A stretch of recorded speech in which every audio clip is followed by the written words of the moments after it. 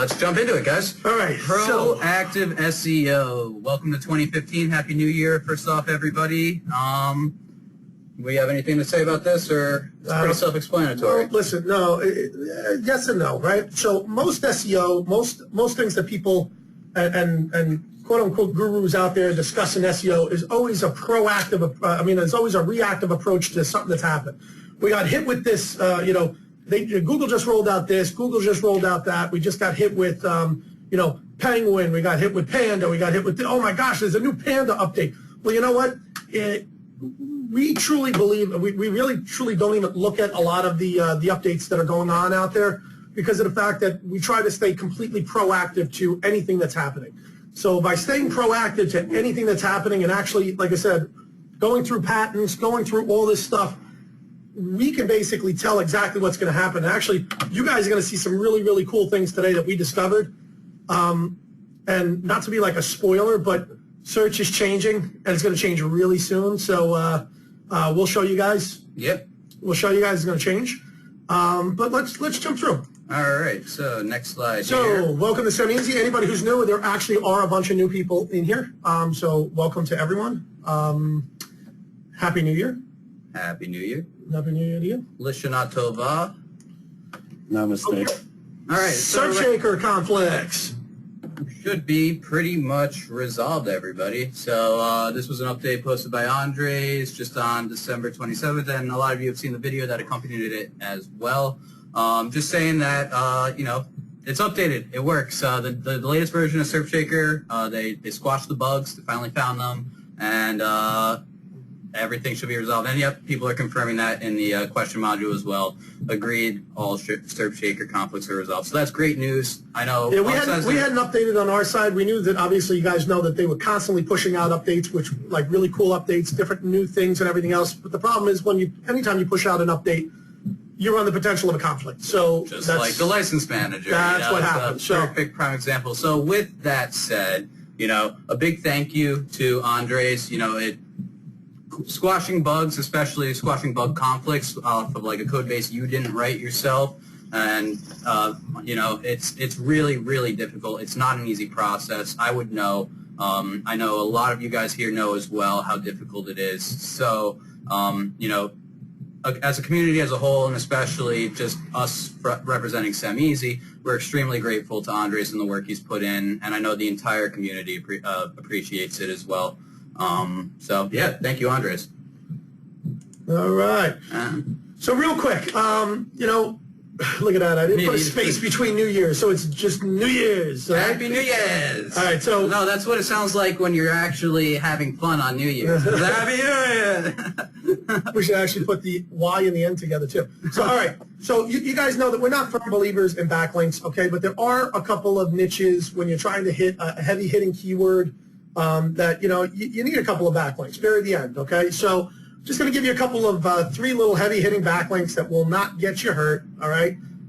We actually discussed a lot of this stuff. I was going back into the archives like months and months and months ago, and then people made some WSOs out of it. I guess, which was whatever, right? So long story short, all right, first of all, more is less. One second. Let's wait for the truck to... All right. Okay, go ahead. Okay.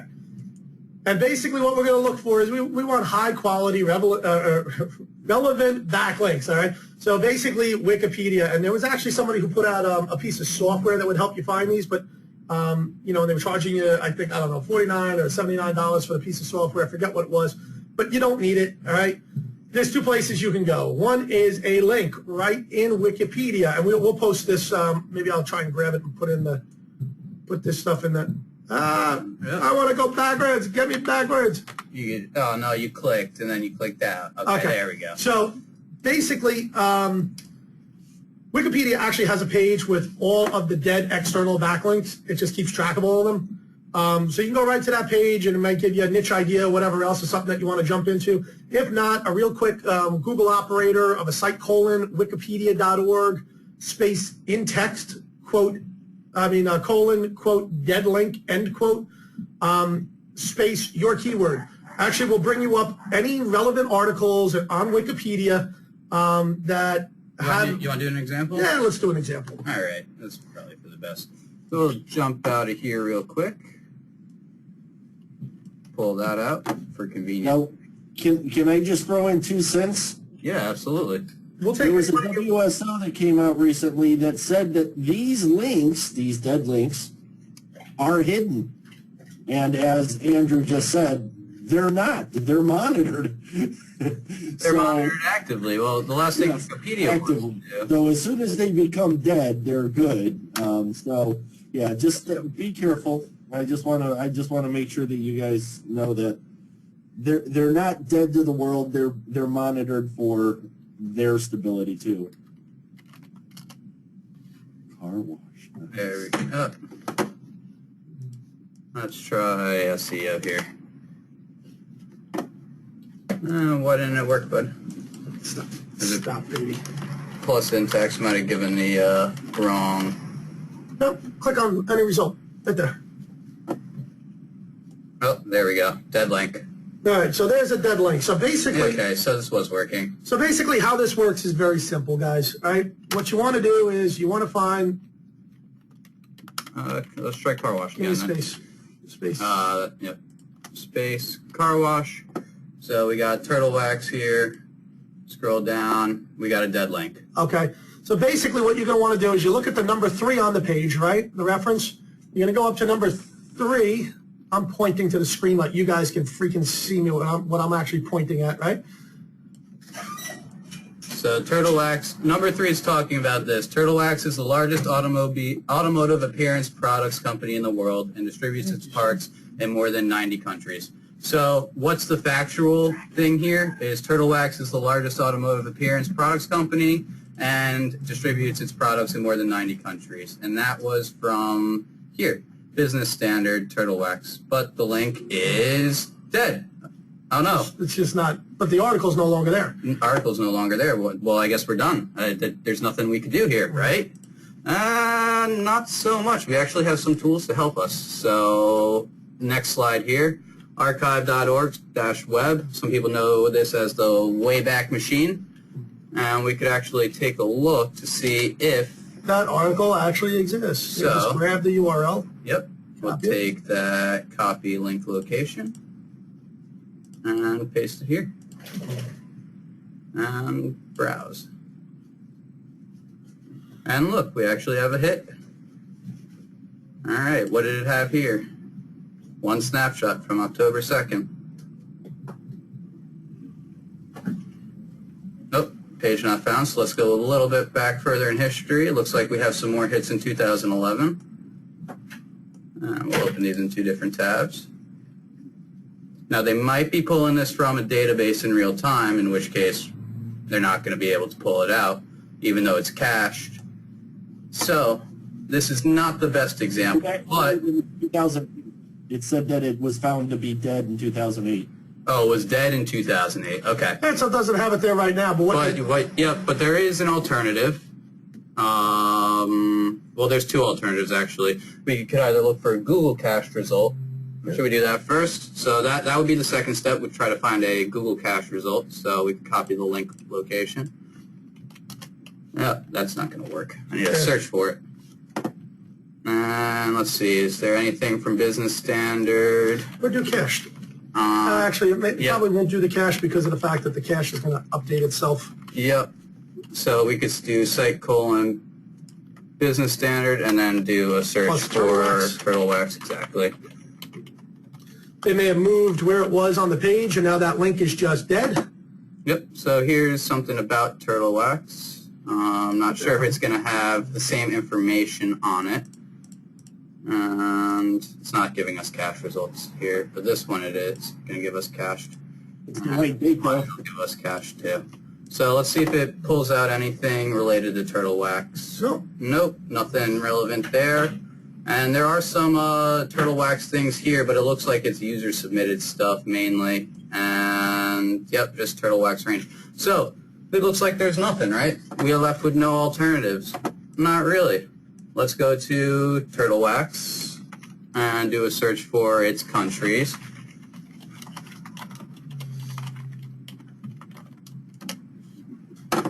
Alright, so we got Turtle Wax Europe and Turtle Wax Home, and I can guarantee you, between these 2 sources here, we could compile enough information to write a semi-decent article about turtle wax, covering the points of it. More specifically, the points of the fact that Turtle Wax is the largest automotive appearance products company in the world that distributes its products to more than 90 countries. At that point, we post that on our blog, which might be about, you know, car parts or car ports or car washing or anything automotive related. Or, yeah, car wax. I mean, if you're doing something specifically about car waxing, this is a great backlink to have to your site. And think about how many car dealerships offer car waxing services, how many car washes offer car waxing services. How many gas stations have, an automated washing machine? This thing's marketable all over the place. Yep. So this is a great backlink that you could use with an extremely relevant article and also an extremely relevant to the group of cars themselves in automotive. So how would you go about adding this to Wikipedia? Pretty simply, you could just go in and edit the references. So we'd come in here. And, see, I'm not logged in, so I don't have access. And depending on the article and the business itself, you may need to have a higher level account within Wikipedia itself. So you might have had to, they have different metrics to base what your privileges are, but it's usually your posting history, does it look like you're someone who's out there to scam the system and get backlinks, or does it look like you're an active participant in the Wikipedia community? So that's pretty much what you got to do, but you could do both of them at the same time, and it's not illegal and it's not scammy to do it. And if you could do it and you do it right and you actually create a decent article with the relevant information, the Wikipedia community will appreciate your efforts, because they've gone from something that has no source and nobody is responsible, quote unquote, in what would be viewed in the academic world for that information, to now they could point a finger and say, we actually got this from somewhere. So this is just one example, and there are literally hundreds of thousands of them across every niche imaginable. As far as cloaking is concerned, there's really you wouldn't be using this article. You wouldn't be using this to rank up. And you don't want to overlay something on top of that article, because if you have somebody who's actually coming to the website to check and see if the information's there, they're going to want to make sure that the information is there. So turn off double agent. Double agent is not cloaking, but correct. Regardless. This is something you'd put in, like, you see a lot of business websites have like a blog section, right? Well, this is the reason why, because their blog gets quoted and put into a Wikipedia article, and then they have a relevant backlink to a subdirectory on their domain. You could even subdomain it, and it will still be related, not as strongly as if it were a subdirectory, but it would still be related to the root URL itself. Yep. All right, so. And then can't you throw a link in that article to your main site? Absolutely. Yeah, if you wanted to, absolutely. You're in full control of it. I would wait a little while before you do that. Most probably, if it's inside, that blog itself, and if you did yoursite.com is the thing that you're overlaying and ranking, you can make a subdirectory with a new WordPress install inside that site and just have it be the blog of that site where you're posting articles and links and whatnot. And you could do drip feeding if you want, or you could use spin rewriters, drip, spin, whatever, and build articles that way, and then mix those in with these articles, so you're getting huge backlinks, you're getting quoted all over the place, and the link juice is going to flow right up the chain to the primary URL. You don't even need a link. But if it's its own WordPress install, then just go add in a menu item, back to home, and it brings you right back up to the main site. So every single page then has a backlink to the primary root domain, and it looks completely natural. It's not like, yo, check out this AH draft, my naked look, I got to worry about my anchor text. No, it's a menu. Go on, Google. All right, number 2. And we've actually done this, right? And there was some cool stuff. Create a scholarship. Who's willing to spend $100 on, let's say, almost an unlimited amount of backlinks? Frank? Okay. So real simple, right? Create a scholarship. So what you're going to do is, if you own your own business, right, let's say, and you're trying to rank your own business, you create a scholarship for your business, okay? It's a $100 a year scholarship for whatever, okay? You come up with your own criteria and everything else, and you got to have a way for people to be able to actually, and unfortunately, you have to actually pay the scholarship out, okay? Don't play the game of, I'm going to create a scholarship, and then I'm going to have everybody submit their crap, and then I'm not going to do it, because guess what? You're going to wind up running into all sorts of legal issues, okay? So create a simple scholarship, all right? It's a fixed cost. It's, let's say you can make it for whatever you want, $100 or whatever else, okay? It's tax deductible. For those of you that, you know, the IRS has not caught up with, you're going to say, well, why do I need to do that? For those of you that actually pay your taxes, all right, you'll understand that it's great because it's a great benefit of being able to just take it right off your top line. Long story short, create a $100 scholarship for your company, or a $200 or whatever, okay? Then what you can do is now you can start going to EDU websites, go out there, and start saying, hey, listen, you know what? Whoa, what's going on here? Okay. Let's say, and that's the next slide. This guy's all messed up here. Okay, it's all good. Go ahead. All right. So what you're going to want to do is then you go to EDU websites that actually offer all the scholarships. So like their students at wherever, Tulane, you know, .edu can go and check and see where all of their students can get scholarships and everything else. There's usually an email or something. You contact somebody and say, listen, I'd like you to list our scholarship on the available scholarships for your students. And they have zero problem, okay? You create a landing page for your scholarship on your website. They link back to that landing page explaining how to apply for the scholarship, this, that, the other thing. You want to talk about a killer set of backlinks? It's a killer set of backlinks. Costs you $100, and you can go out there and you can do it over and over and over and over again. And Jake is actually going to jump into, you want to jump into the... Yeah, I'll go into the cool side of it. Now, this is, when I first saw the this 60 Minutes documentary, I didn't know how I was going to be able to apply this in the business world, but I knew I was going to be able to do it somehow. And it was a whole expose on what the largest beauty panic. Someone just wrote panic in there. Justin just jumped in. Let's make Justin an organizer as well, and he could get on cam too. And then I'll go back into my little story here on how it, and then eventually loop it into how you can make money. All right, Justin, we're making you an organizer as well, so join us on cam when you're ready. So anyway, it was largest, Justin, you're talking right now. We got you on mic. So largest beauty pageant in the world. They offer they make, what they say is we make available over $300 million worth of scholarships to students. Now, $300 million, that's a lot of freaking money.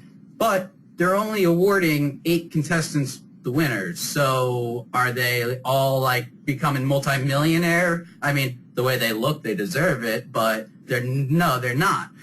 What's actually happening is the marketing manager for the beauty pageant goes and says, okay, we're going to make $100,000 available to each student, each of the 8 students per year, right? So that's really going to give us a total of $800,000 a year in costs. Now we take that for one college and guarantee 8 slots available. That's $8,000 we just made available. $800,000 we made available. Now let's go to college number 2 and ask them if they want to be in our program. College number 3, ask them if they want to be in our program. So by the time you got 3 colleges signed up to say, okay, we'll accept, we want to be in, and we'll accept an applicant, and you can pay for them fully. You're at $2.4 million in scholarships you've made available. Rinse, repeat, rinse, repeat, rinse, repeat, rinse, repeat. $300 million available. So once again, it's all you do a scholarship for, let's say it's $1,000 that you're doing. You're doing a $1,000 scholarship, right? And you run an internet marketing business. So you want to make it available to the Comp Sci program, for a student in the Comp Sci program. So I want to make a $1,000 scholarship available to students in Comp Sci, and I'm going to go and talk, actually pick up the phone and talk to all of these colleges and their registrars and their bursars department, and go and maybe I get 30 of them signed up, right? So now I've made $30,000 available in scholarships, and I could post that all over the place. But only $1,000 does not look like Justin. That does not look like Justin. I'm looking for the Google Hangout.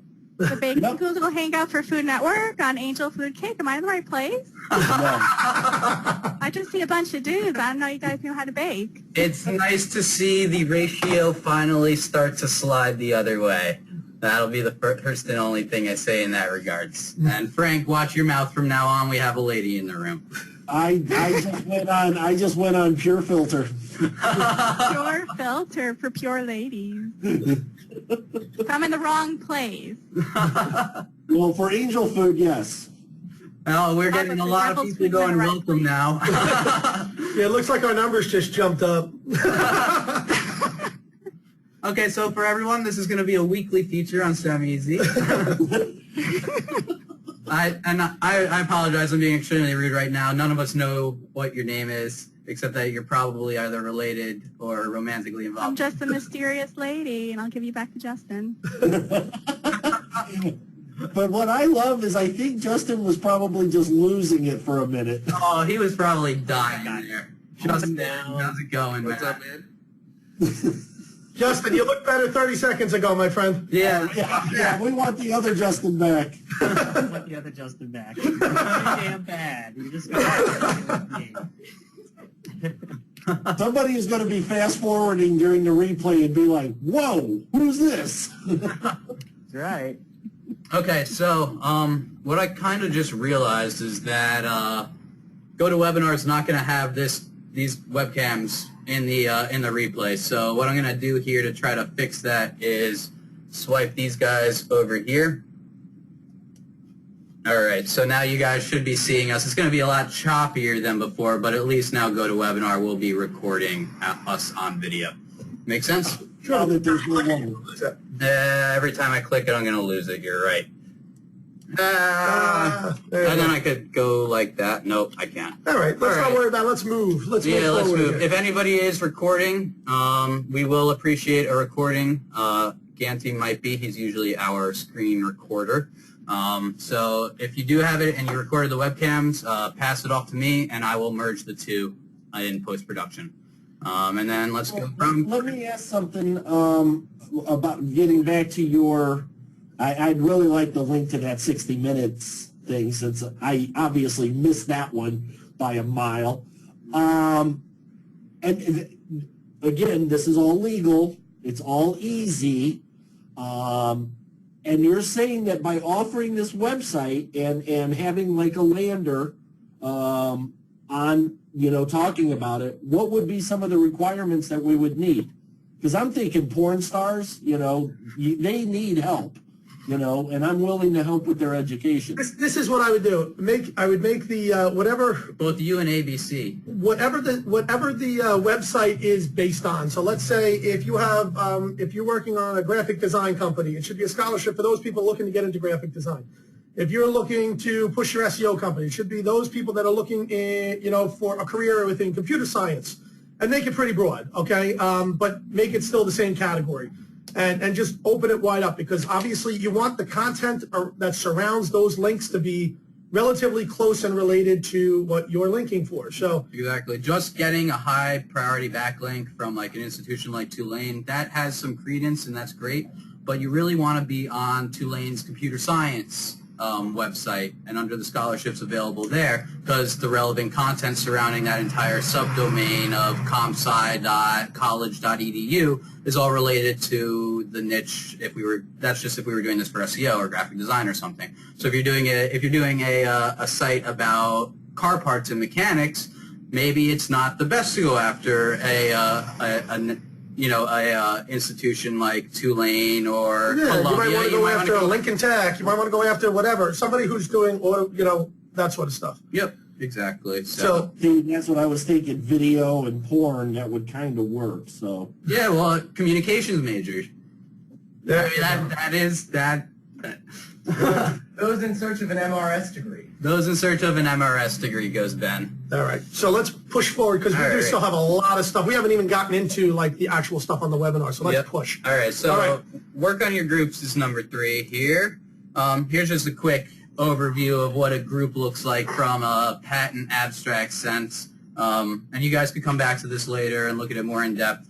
But essentially all it's saying is that, there's a lot of factors that make up the group. You got the web pages, the documents on the web, the structure inside the internal index that gets isolated, and it's a completely separate entity based off of the indexing and the crawling and all the algorithms.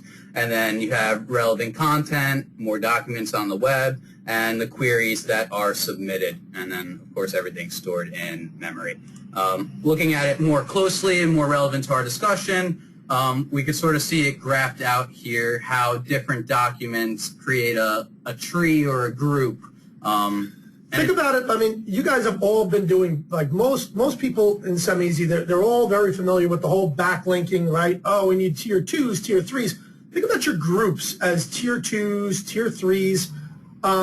But you're not doing it for link juice. What you're trying to do is you're trying to say organization, association. Okay? It's no longer about the backlinks. Okay? Yes, you need a link going back from one to the other, but it's just to show that they're associated with one another. It's not a matter of pushing the juice any further. Yeah. It's a matter of Google being able to say, listen, this organization, this group, quote, I say organization, but this quote unquote, they refer to it as a group. This group is being mentioned in all of these locations, and it's pointing back to a central hub. So we know that the central hub is the control player. Okay. If you look at it very much like the old backlink, link wheels and, all the link schemes that we used to do back in the day. But think about it as being able to push credibility now. Forget link juice. Forget backlinks. But it's all about the credibility pushing through. Exactly. And it's not just forget link juice because it is still link juice. Let's get that established. It's still link juice. But the algorithms which determine link juice have changed dramatically.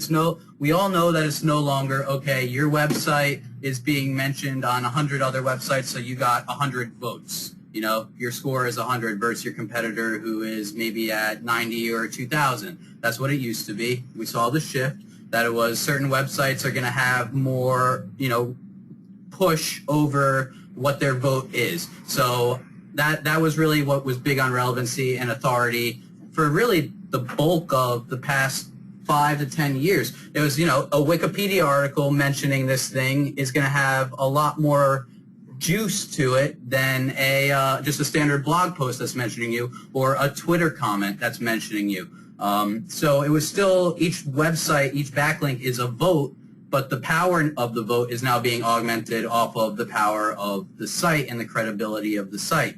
And we saw that change, and then we saw it change even further to no longer being how many backlinks does that site have influences how much power it has going forward, but it was how much relevant content and authority does that site have. How much user metrics. Yeah, and how many user metrics determines how much that goes forward. So when we're talking about authority and we're talking about relevancy, we're really talking about groups.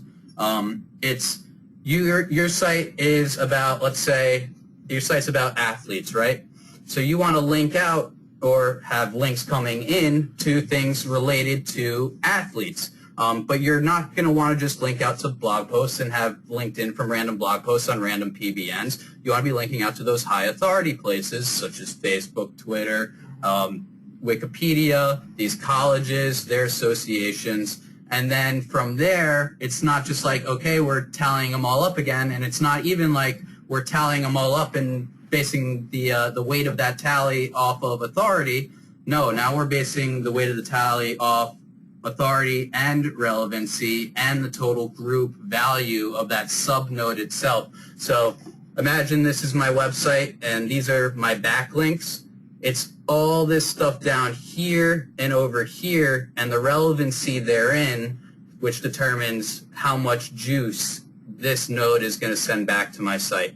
So it's not about really how many players. Imagine this is players a team, player 1, 2, 3. It's not like there are 3 different or 4 different websites pushing out, there's a site about this player, site about this player, site about this player, site about this player. They're all funneling into this site, which is funneling into this site, which is hitting my site. So there's a total of 1, 2, 3, 4 sites here. So that makes this thing worth 4 plus 1 plus 1. It doesn't work like that anymore. It now works like, okay, it's talking about these players on this team so that we know that this node here is hyper relevant to this specific team. Now, this player, this is the player of the team. These are going to be attributes associated to the player. So maybe past history, birth date, records, batting averages, whatever. all those different stats, Google's looking at them all now. They weren't before. But these don't need to be off-site references. These could be references within this internal document itself. So imagine now that this isn't, this right here, this athlete isn't your website. All right, your website's actually, let me get out a drawing tool because that'll make it a little bit easier here. Your website's actually floating out over here, right? And you're linking or getting linked to from a wiki page.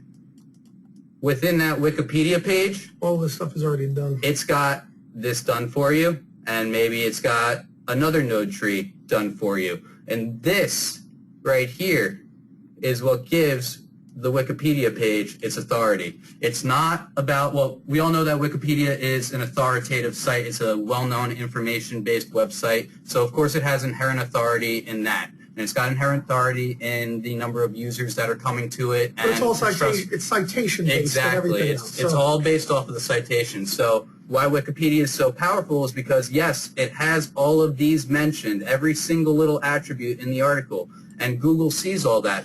But it goes a step further to say, okay, this is citation 2. You can find out more information on this completely separate website over here, which also has a data model that represents the same information. So it gets confusing. I know that. They do this on purpose, but it's extremely, extremely important to know what the shift in relevancy and authority actually is. And in reference to this, we're going to explain why this is going to play such a huge role here. It was important to kind of lay this out as a foundation. Yep. But we got stuff here that you guys, it's going to actually just, you're probably not going to believe it, but you're going to have to believe it. You'll have a choice. Yep. All right, so we're just going to push forward because I want to get to that section. So, okay, if you're not sure of where to do this stuff, go to knowem.com, set up profiles there for your business or for your client's business. Make sure that the NAP, which we've discussed previously, you know, your name, your address, your phone number, all exactly the same. Put it exactly the same in each one of them, in each one of the profiles. Complete the profile to the best of your ability. You know, when they give you a graph and say 100% complete, then you know you're done. All right. And for you know, you could pay Noam the $300 to have it done for you, which a lot of people do. Or Frank, I believe, one of these. No. No. The name, the NAP, just so you know, is now being switched to autocomplete. So DR period may start showing up on Google as Drive. However they determine they want to do it, it's starting to be auto-completed over. Yeah, we've actually found that, and we actually found it right within the patents. But just so you know, and there was a lot of discussion where people said, well, should I use DR if Google's showing it? The answer is, don't worry about what Google is showing. You keep yourself consistent throughout the entire process, and then Google will sort it out after the fact. They've already discussed that in their patents. As long as you're doing it the same all the time, Google can go, okay, we're going to go from .1 to .2 to .3 to .4 to .5. Don't worry about how they're actually showing it, because they're going to show it, and that's going to change over time. Yep. As long as you're consistent, you don't have to worry about it. But yeah, you're right. Yep. All right. All right. Moving on. So now that was just a little New Year's bonus. Now what we're going to actually do is we're going to jump into the real training, if you will. And there's actually 3 parts of our training today. We're going to be discussing. Let's see. Let me go over to my screen. Jump out here to see where we're at. Okay. So now I could drag us over for our conversation. All right. So we are going to be discussing. Let's see. Schema, patents, and the future of SEO are going to be the 3 things that we actually discuss. Yep. There's been, and I know that, you know, people talk about schema and they're like, oh yeah, schema, it's like that really foreign thing. Some people have been, you know, some people have really taken it to heart. But as we've said multiple times, if Google, Yahoo, and Bing, and Yandex, and there's a bunch of them, right, that have all jumped on board to support schema. If all of these guys are willing to support something, well, you better be too, because if you don't, I'm telling you, you're going to be left in the dust in 2015, okay? Schema just has done some crazy, crazy, crazy updates, and they've added just a ton of stuff into Schema. And I'm going to let Jake actually talk about that real fast. Yep. Let me just minimize this window down here. and we'll keep the schema nice and big. All right, so I was on schema.org the other day because, as I'm doing the SERP spike and we're finalizing it for the final push forward, we're not just done. It's not like, all right, everything's set, SERP spike works, and have a good day, everyone. It's never done. We're constantly working on implementing upgrades and improvements, and something that caught my eye was an upgrade in schema. So I just was doing a quick search here, and I typed in local just to see, there's always updates being pushed out. And I saw the standard ones like local business, store, service channel, organization, etc. And then I saw, restaurant, brand, plumber, those have always been there, but then I saw HVAC business, and I was like, wait, that's kind of new, and we've actually had a lot of people do HVAC sites throughout the SERP spike program, the Source SERP Spike program. Dry cleaning the laundry. And now we get even further. Contractor. Roofing contractors, travel agencies, auto parts store, food establishment. So how is that all tying in? These are your groups, guys. These are the data nodes that Google is using to be able to identify and evaluate the content on your website. And this is how they're establishing the primary view. What's the first thing they see when they hit your site? The source code. What's the first thing they do? They scan and parse the source code. And we have the patents here that actually say that when they're analyzing which group to stick it in, the very first thing they look at is metadata. Metadata is just another fancy word for schema. So with all these different schemas, I'm not going to go through the entire list because there are tons of them. But, radio station, hospital, toy store, ski resort, on and on and on. So for anyone who's building out a page manually or building out a page through SERP Shaker, these are things you're going to want to look at incorporating. I know these are things that we've been talking forever about doing a schema plugin, but we haven't, or not a plugin, I'm sorry, a schema extension, but now that schema is finally evolved to the point where it's large enough to have its own type of extension, I think it's actually worth it now for us to go forth and finalize our development. It used to be that, schema was great because you could nail down one particular business. So, for instance, if you had a particular local business that you were looking to rank, schema worked like a charm, okay? Because this is really all that was there. Because it was nailing it down to an exact thing, and it wanted to know, specific things: phone number, address, business hours, what type of credit cards you accepted, all that sort of stuff. Yep. So here's an example. This should look familiar to everybody. This company or beach walk, beach wear, and gift wear. Their website. Name of the company, a little blurb about the company, a little description, if you will. An address. And a phone number. And then with schema micro data, it looks a little confusing, but all we're doing, we wrap it in a div, saying that this div is about a local business, and then we go in through and we declare our item properties for a local business. We've been through this in the past so many times, I'm not going to waste any more time on going through this example, but this was our limitation.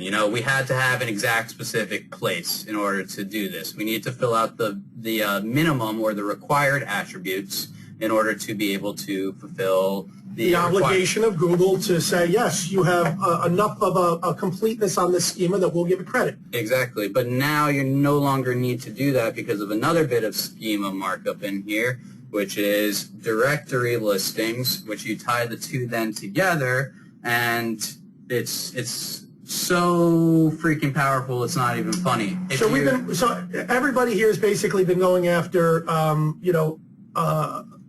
a business niche plus a location of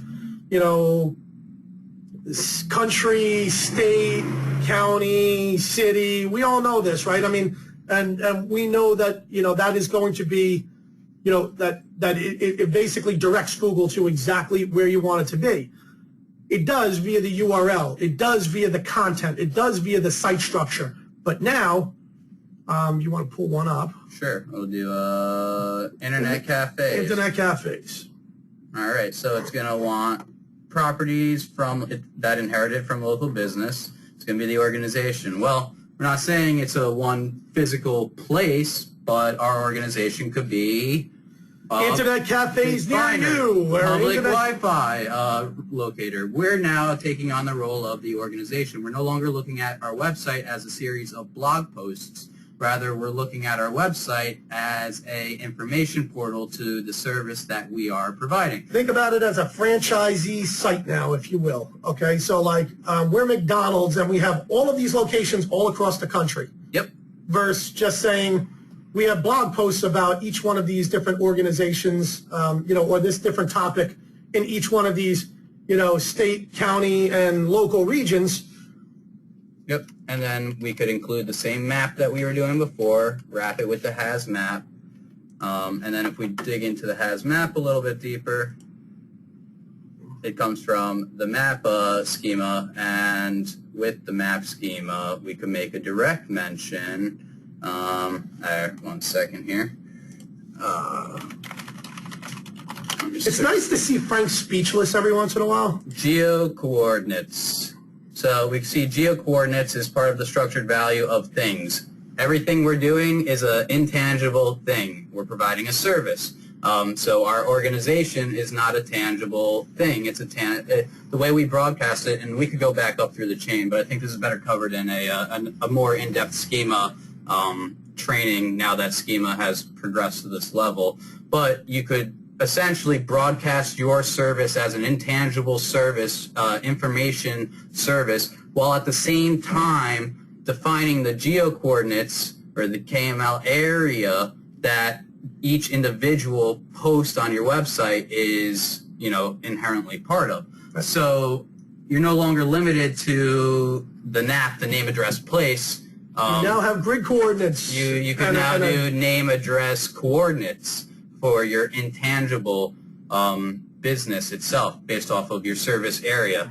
Now it might list down here where geo could come in, but it might not. And let's see if it pull out here. Geo comes from place, and place is used in, scroll to the bottom. Oh, see, this is a problem with schema.org. They don't always give you all the information. Oh, here we go. Place is used inside of local business. Done. Thing, organization, local business. And we worked right up the scale. We built essentially, if you're doing it all the way down, you built a lowest, common denominator, least common denominator node in that group for geo area, and it gets built up as the as the document progresses and as the indexing progresses and Google understands more and more about your site. This all makes sense in Google's eyes. It might not make sense for you guys right now, but it's going to make sense in a couple more minutes. Now, let me just go through here real fast because I'm always the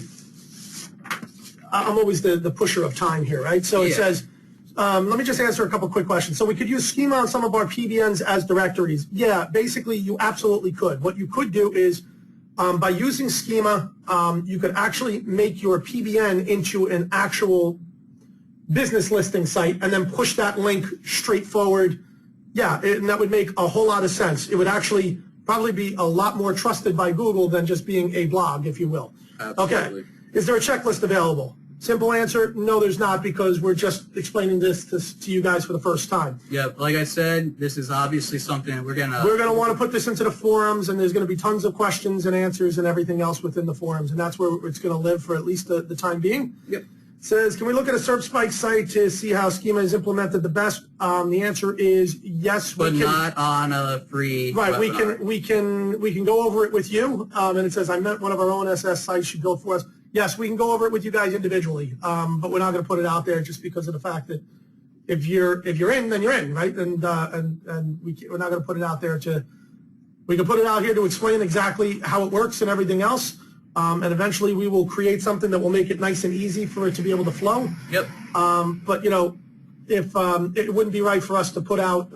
somebody else's site right now in the mix. So. Yep, absolutely. So with that said, let's jump on All right, to our next. So that's schema, right? So there's a lot of huge updates in reference to schema. Schema will allow you now to not really focus directly on, it used to focus you right down to one business. It has now opened up the realm to a lot more possibilities now and made things a little bit more vague because people, I guess, you know, they realized that not everybody fit into that little exact box that they wanted to paint. Now that they got the basics down, they're starting to expand it out, and that just started recently. I mean, I'm talking about recently. We're talking about the last couple of weeks type of recently. Yep.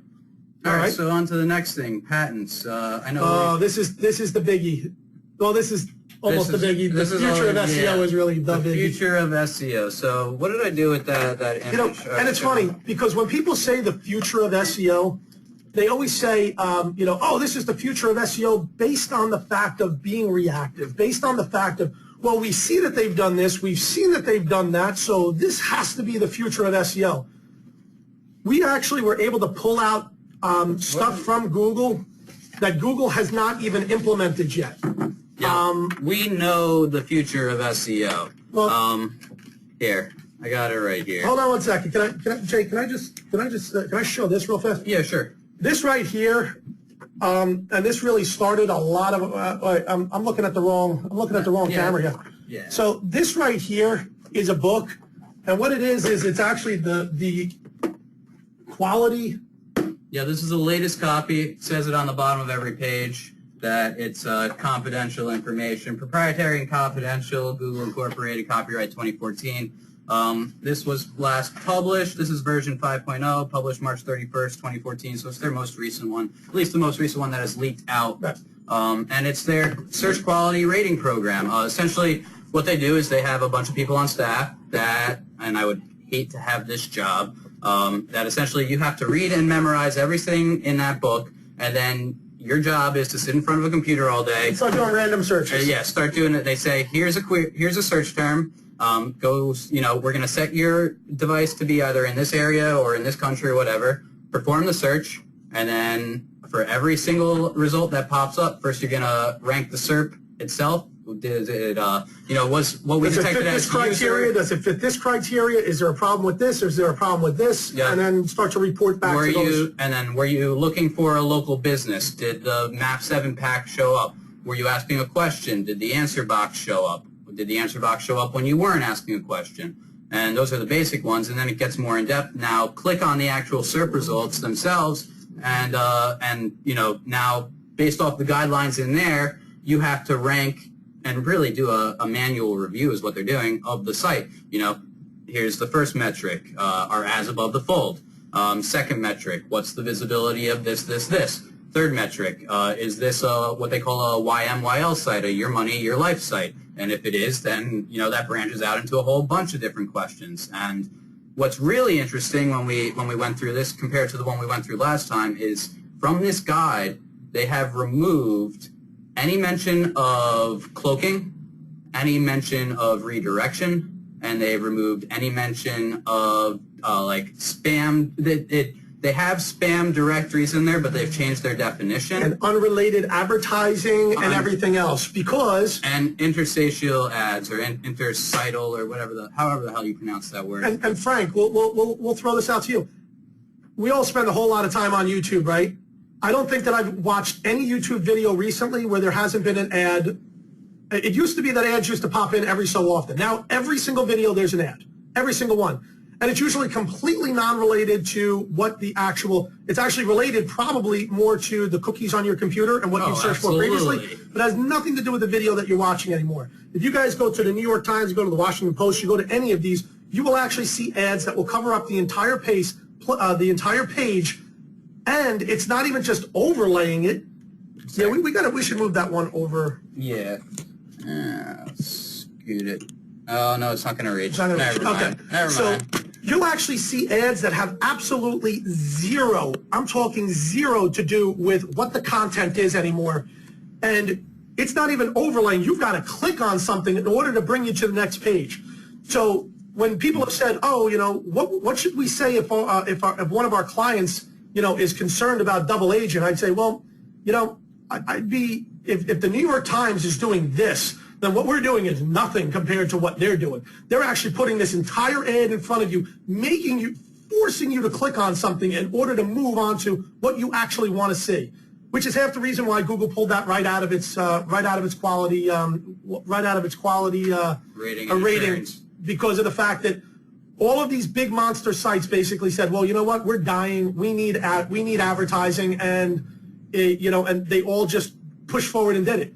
And you know what, if they're going to try and take the New York Times or the Washington Post and make them poor quality because that's what they're doing, well, then Google's just shooting themselves in the foot, because they're obviously not poor quality sites. They're the ones that are making the news right now, Exactly. Plus, they're also, in the DoubleClick network, which is, really the funniest fucking thing. You look at DoubleClick, right? DoubleClick's owned by Google. It's just owned so by Google. We are, Some people might not know that, so I want to throw it out there. DoubleClick's owned by Google. They're making money. Google's making more money on top of it, and it's, all of these major publishers that are doing these landing page ads, they're all in the Google ad network. So Google does not want to remove the visitors that are viewing that site just because there's an overlay taking place, because they still want the New York Times to show up. They still want the article to show up because there's still advertisements that are being displayed. And even if they're not being clicked on, this is still... Guys, the amount of information that's out there right now about how Google cares more about their ad revenue than anything else right now, it's absolutely insane. Go ahead and go to Google Alerts, set up something for Google Inc., and just start watching every single article, or just go to Google News and start typing in every article in reference to Google and Google ad. I mean, you'll just see what's going on. Google cares more about their ad because, and I've said this a billion times, right? In 2007, I created the first syllabus for the SUNY schools in reference to SEO. And the first question I ask everybody is, what is Google? And if you guys want to type in we've already done this a billion times, right? You guys know what Google is. The world's largest advertising agency. That's what they are. If they shut that down, you know what? Granted, they'll give some great results. They can't operate. They need the money from their ads to operate, period, the end. At the end of the day, they have to answer to one group of people. Who's the group of people? They're investors. They're investors. They're shareholders. Okay? They have now started to really take a lot of things out of their quality control. So the fact that they themselves don't fall into what they're telling their quality control people, you can't do. Okay? Because YouTube, based on their old quality control, YouTube would actually fall right in under, no, this is a direct violation of our quality search guidelines. So they had to change their quality search guidelines. Yep. Now, with that said, I don't know, can we break from that for a minute? We can. Actually, no, I don't want to break from patents yet. Okay. Let's continue. Yeah, okay. Well, and actually, this will be a perfect segue, and we'll go to this and then to that. Yeah, absolutely. So what else was in patents before this? Oh, well, we had the part about Frank not being so crazy. Okay, yes. We actually spoke to Frank earlier, and if you guys watch the SEO show, Frank wears the tinfoil hat every so often, and he goes, oh, my God, Google's listening to me. I was talking to my brother-in-law, and he said something in the room where my computer was, and next thing I know, I'm getting teed up with ads, and holy shit, the NSA and Google are monitoring everything I do because I have an Android phone now. Right, and holy shit, dude! So we told Frank to rub himself in cocoa butter oil, and that didn't work. And then we told him to put on a little tinfoil hat, and we said that the reason why the tinfoil hat isn't working is because it's not grounded. So then we put paper clips all the way down to the ground, and then we had Frank do that for a little while. And we just keep fucking with Frank. But we come to find out that maybe Frank's not so crazy after all. Got your Chromebook? So here, this actually happened to us in a meeting not that long ago, and it was kind of fucked up. We had clients sitting there. I had my Chromebook, and I love Chrome. I love the Chromebooks. They're absolutely awesome. But they're absolutely like Google's #1 way to obviously figure out everything that you're doing. Okay, so here, Frank, why don't you do it, and let's just see if it grabs it through the mic. You want me to ask a whole question or just the beginning? Yeah, go ahead. Ask a question. Okay, Google. Hold on. Wait a second. Are you clicked in? Make sure you're clicked on the... I'll do it myself. It might be a little muffled. Okay, Google. Frank Schwartz is a god. Okay. You're right. So what that tells us right now, right, is that obviously my computer is constantly listening for me to just say, okay, Google. But if we think that the computer is only listening to me saying, okay, Google, it would like be us believing that, as Jake said before, that the Google car that drove around our neighborhood was only interested in mapping all the areas. It was getting a lot more information than that. It was getting the SSIDs of every single Wi-Fi network out there, and if a Wi-Fi network was open, they were going through, connecting, and getting the MAC address of the router. Hey, well, here's a simple thing. If it was only getting the mapping, then it would have just hooked up with Garmin and had a video camera sitting there spinning. What were the 47,000 antennas? And why did they have to have a truck with a mobile server unit behind it?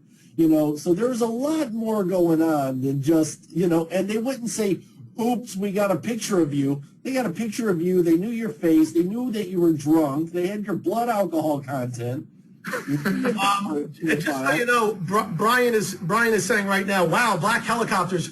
Actually, we thought black helicopters, right? We thought, holy cow, yeah, black helicopters. This is all nonsense.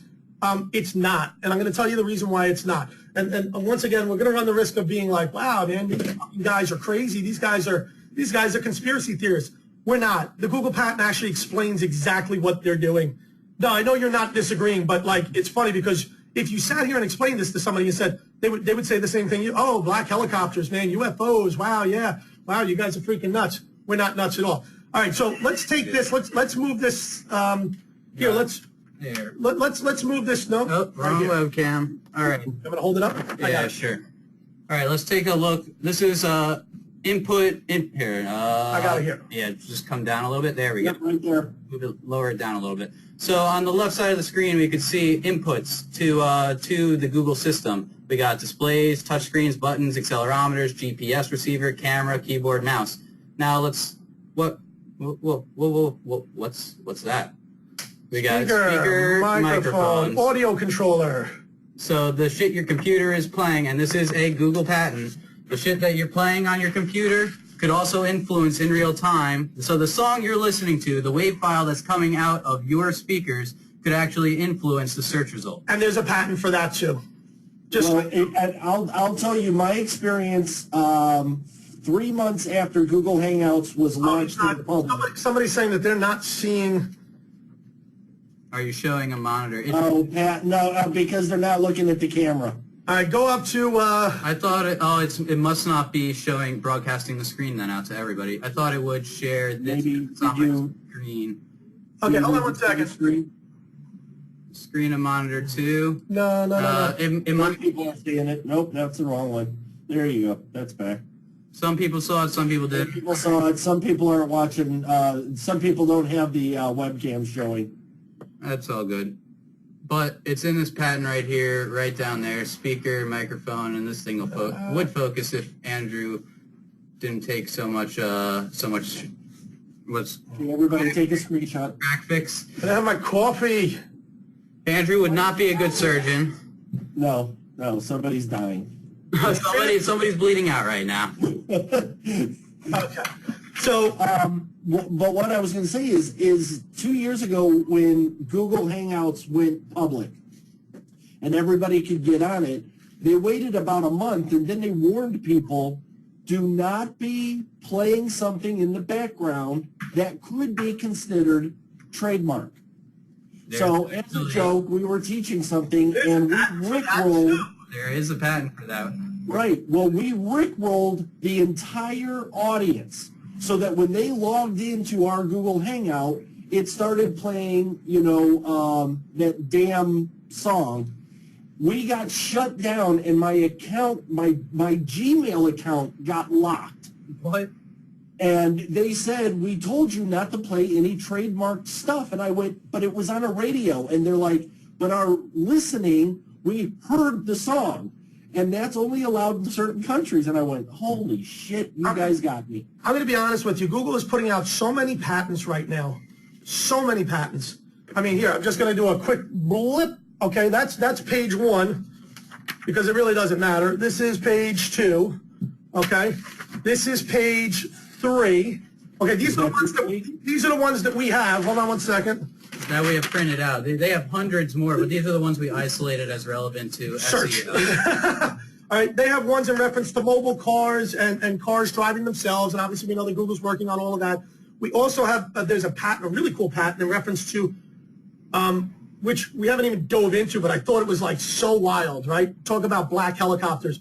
There's a patent that says, depending on if, like most people, they've identified that a lot of people, when they're watching a TV show, sit down and they're also on the internet at the same time. Multiple devices, they're multiple streaming, multiple multitasking and everything else.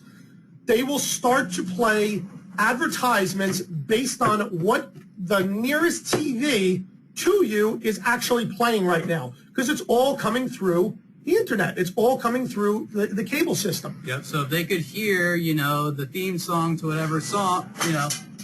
Oh, we're on air right now.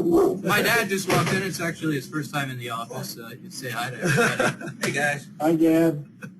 So, yeah, so, you know, if they could identify the theme song that's playing, then they could look at the TV listings and they'll know exactly what channel you're on. They knew who their ad partners are. They know the ads that are coming up next in the stream. And while you're on your multiple devices, you see or maybe it might be an advertisement in the ad section of the broadcast, or it might be some subverted product placement that is being then further tied into their AdWords campaign. So it's, you know, it's sneaky on all levels. Okay. Now, with that being said, you guys know that we were one of the first adopters of the whole, you know, and we've had a lot of people that have jumped on the bandwagon since, right?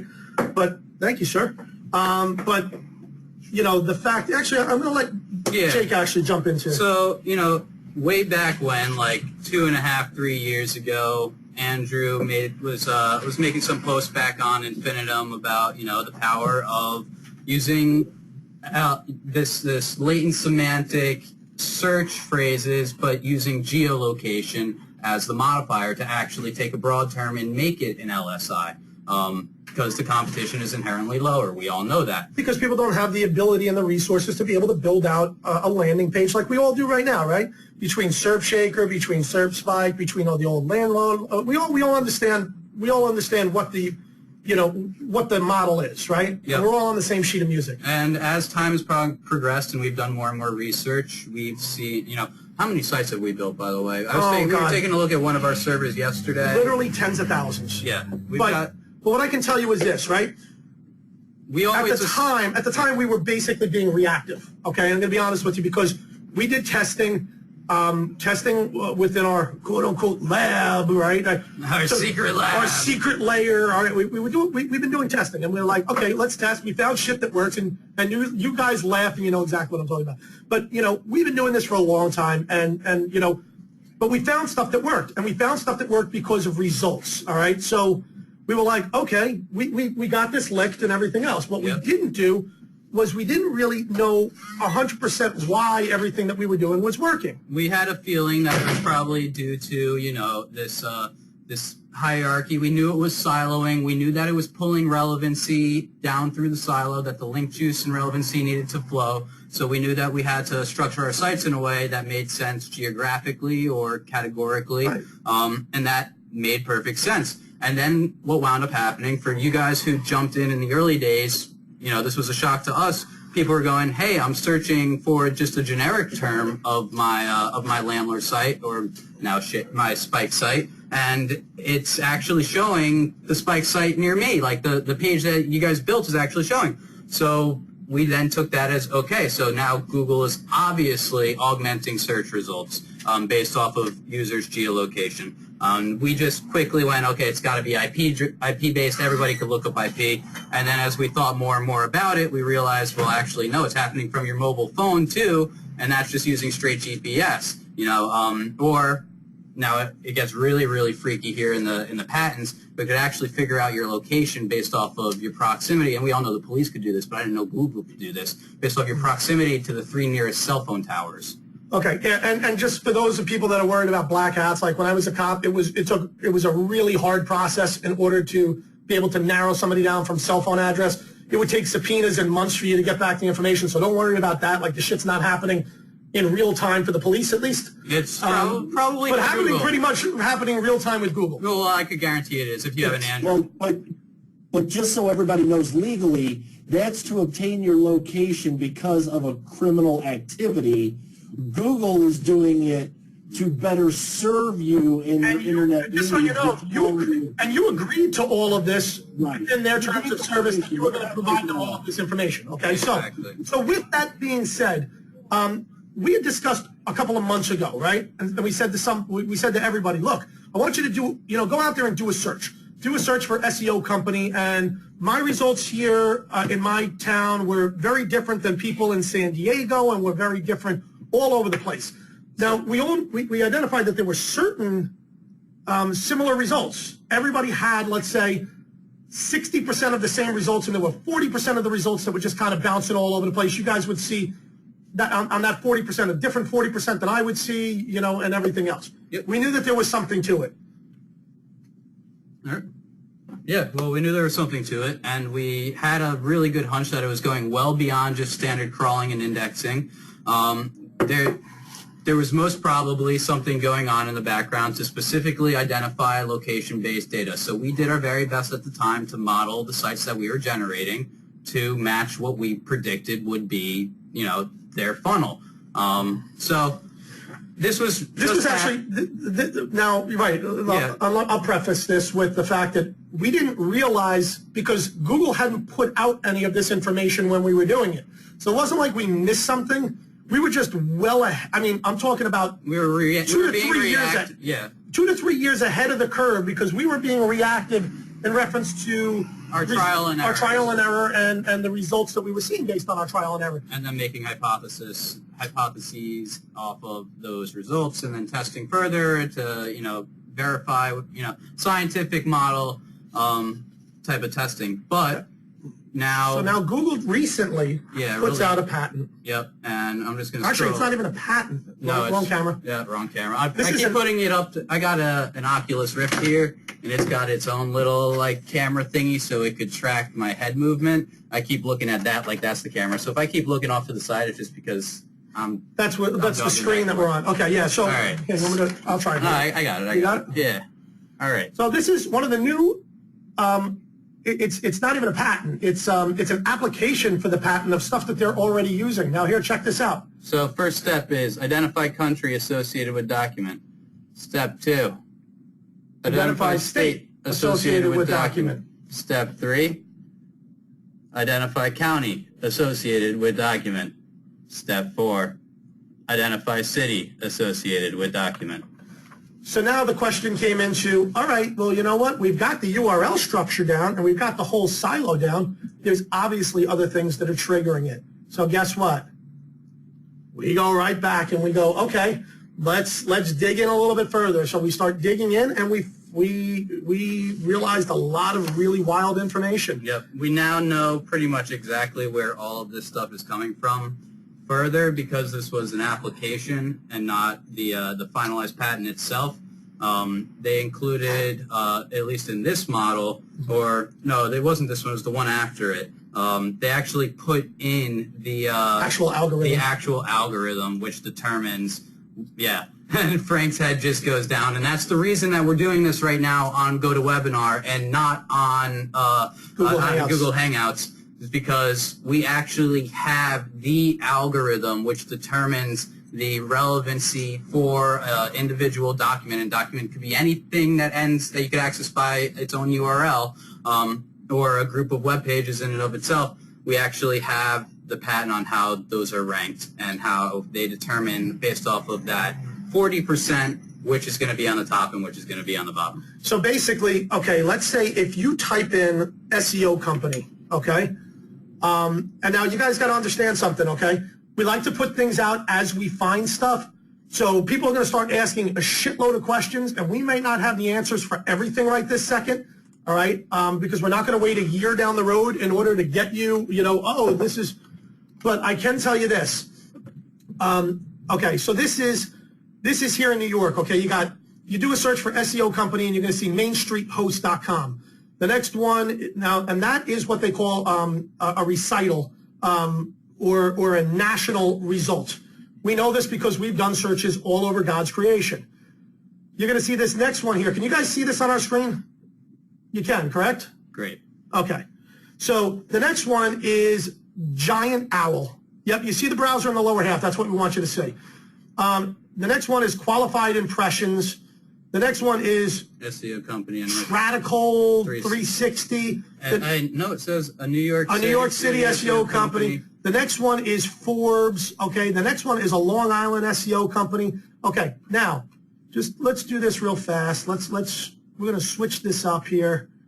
Okay. And I used to use this shit all the time, but let's just do San Diego CA. No, that's not going to work. Hold on, because if you just, yeah, it does. Okay. Sometimes if you just click enter and you don't click set, it doesn't take it. All right, so now let's look at the same result. We didn't even actually change the result. We just changed the area. We got a 7-pack before the actual SERP results themselves, and this is because, you know, San Diego is flooded with local businesses and business websites that do this type of service. You're now approaching, you know, the Silicon Valley type area, and because of the high predominance of these businesses there, we've decided at, you know, Google, that it's, you know,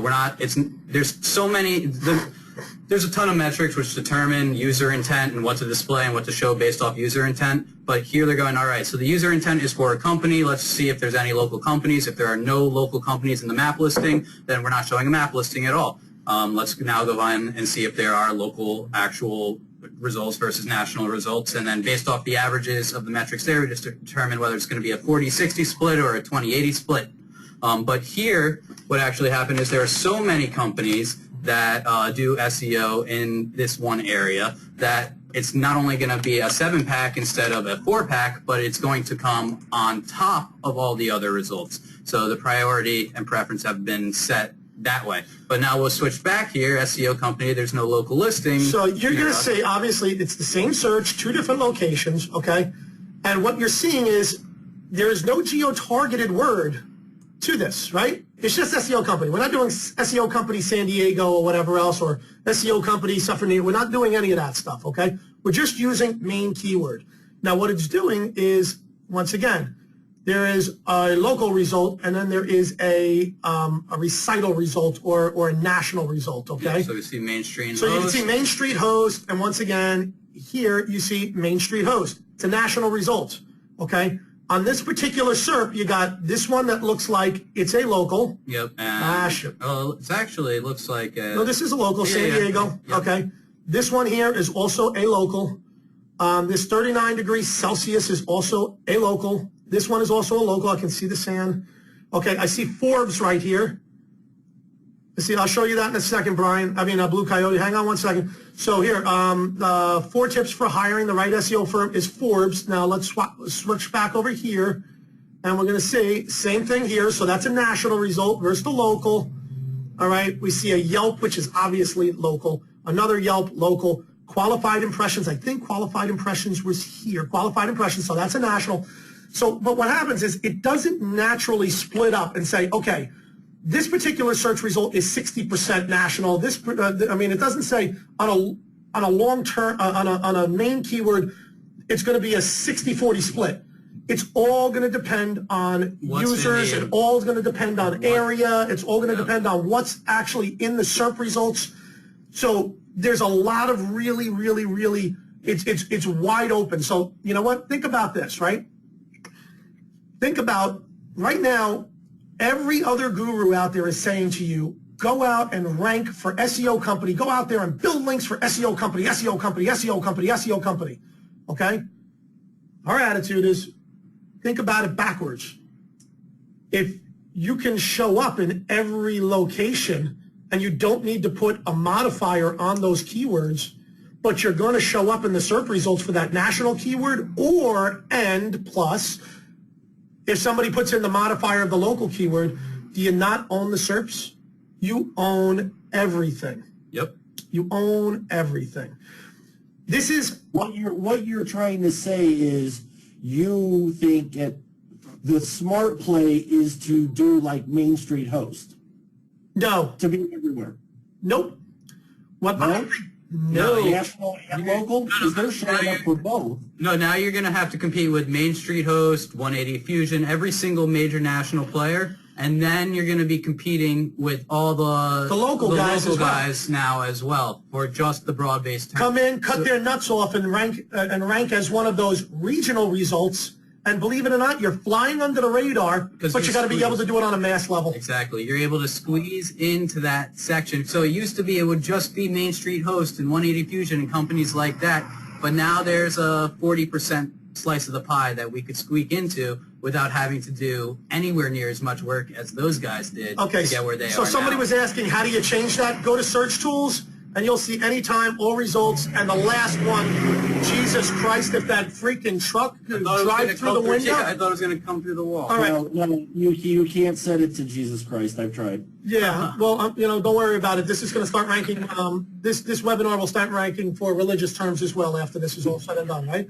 So, right here, as you can see, you can type in, wherever you want. So I can type in Hackensack, New Jersey. Yeah, I knew that was coming.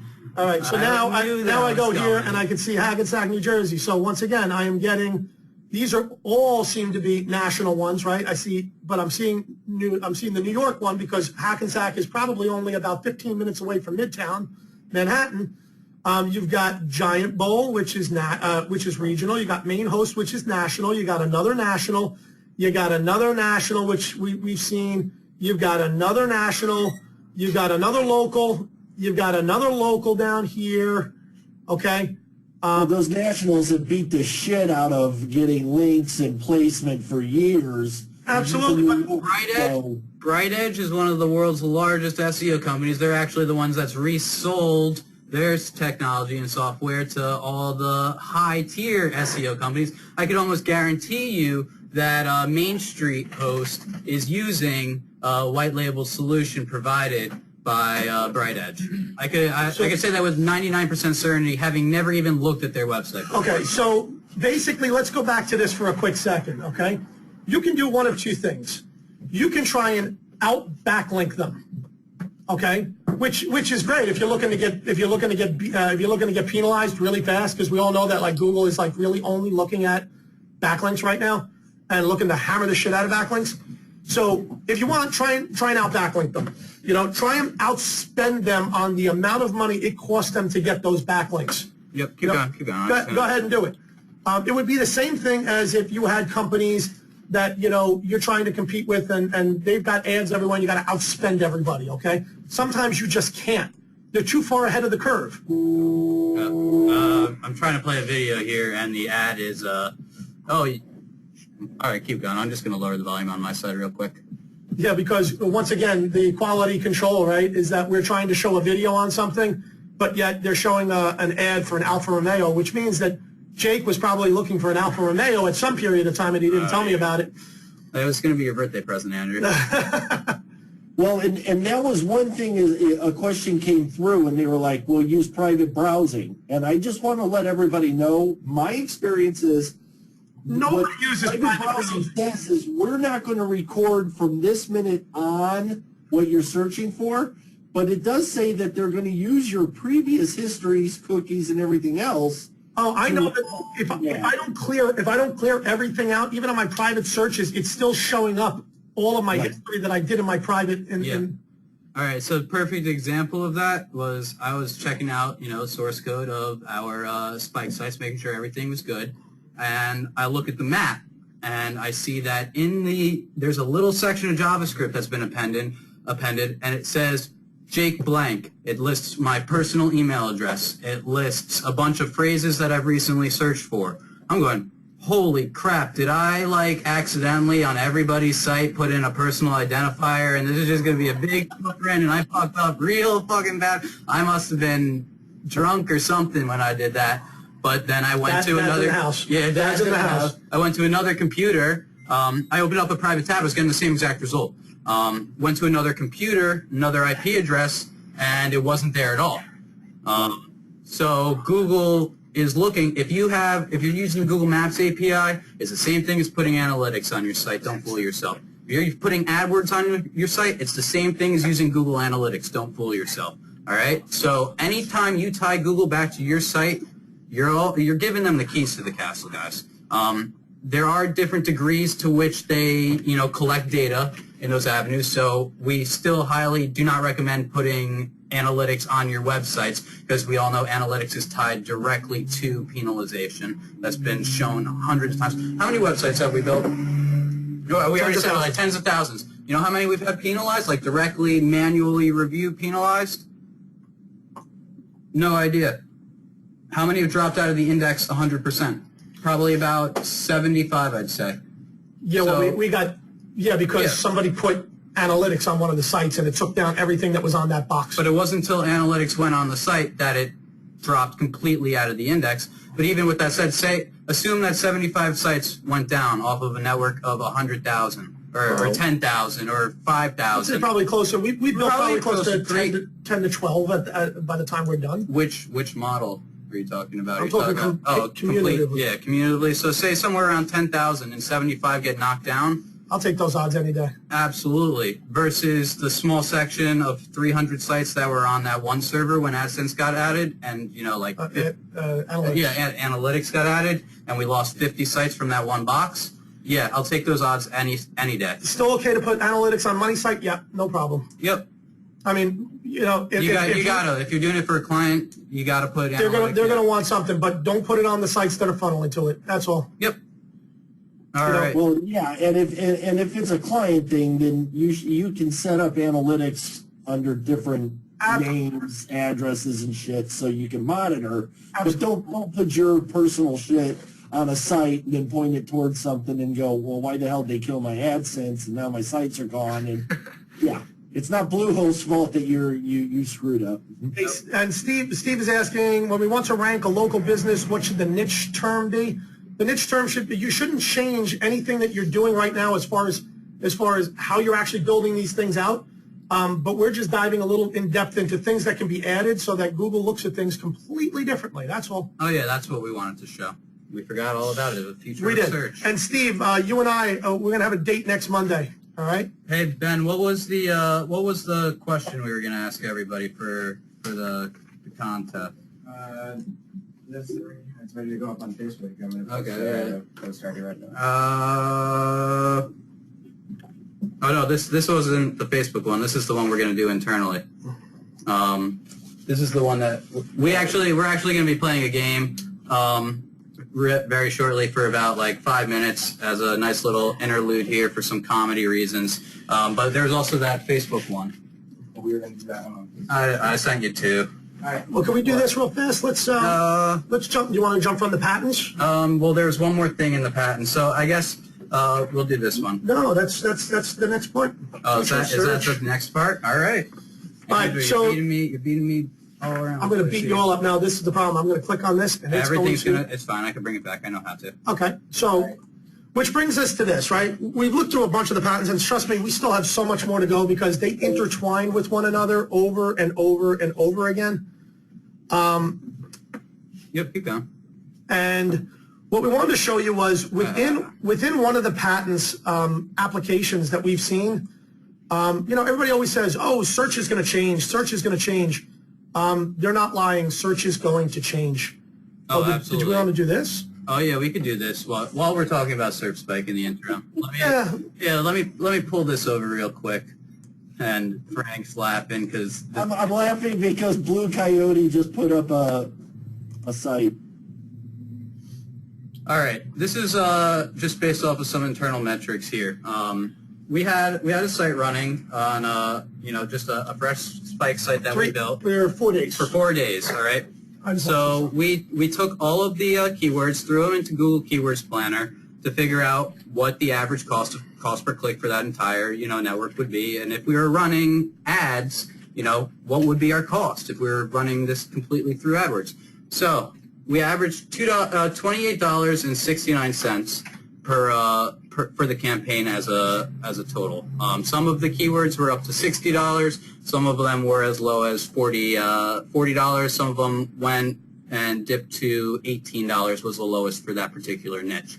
Now, they say if you put your budget to maximum, you could expect 168 clicks a day, but run you a total of just under $5,000. To run it for the entire month at that level will cost you $144,600, and you'll get about 5,000 clicks. In the year, you'll get 60,000 clicks. It's going to cost you $1.7 million, though. All right?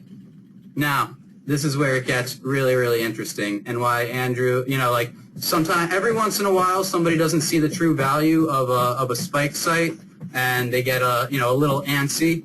And you know, Andrew and I always look at like, what more do you guys want from us? You know, let me unhide these here. Unhide. Oh, that did not do it. Unhide. 7. Oh, come on! It should have just unhid them all. All right, so off of 4 days we had over we had just under 500 clicks on this site. Real human clicks. This is subtracting out all the robots and crawlers.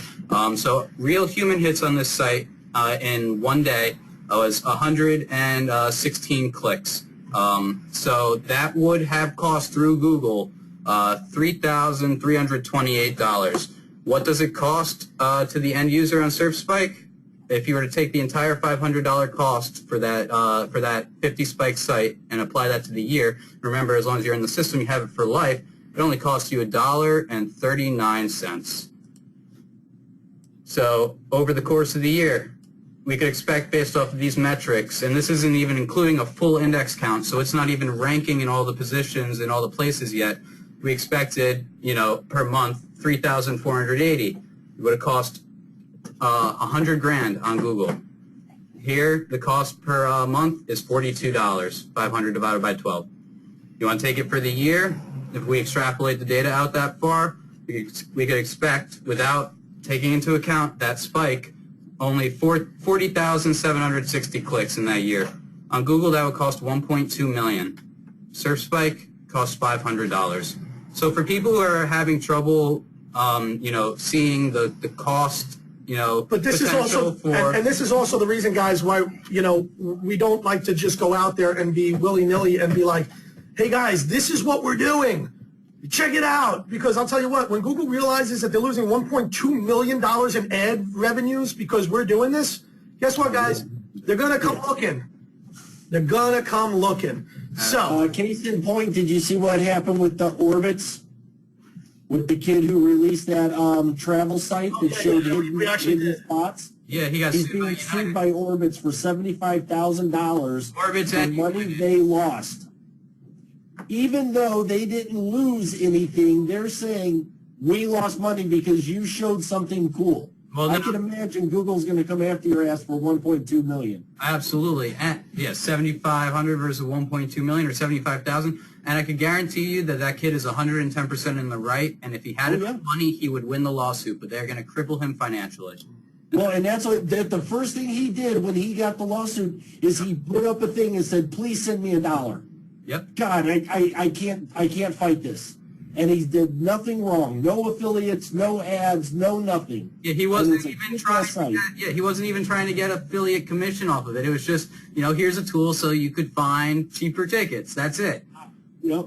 So yeah. So the value of, you know, a SurfSpike, and no, it's not dog training ClickBank products, you know, that you're making 1.2 million off of or going to spend, but it's a niche that's useful, but that's an amazing amount of money. Oh, absolutely. Sold. I mean, right there, you just turn around and go, I've got $1.2 million worth of advertising for you in savings to any business.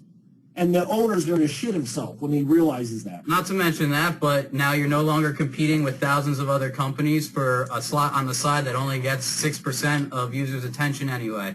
And not only that, but we're knocking your customers out of your competition, I should say, out of organic results. And not only that, with the rise of ad blockers and everything else, you know, keep spending our money on ads, please. Yeah, with click fraud at an all-time high of 54% confirmed by Google.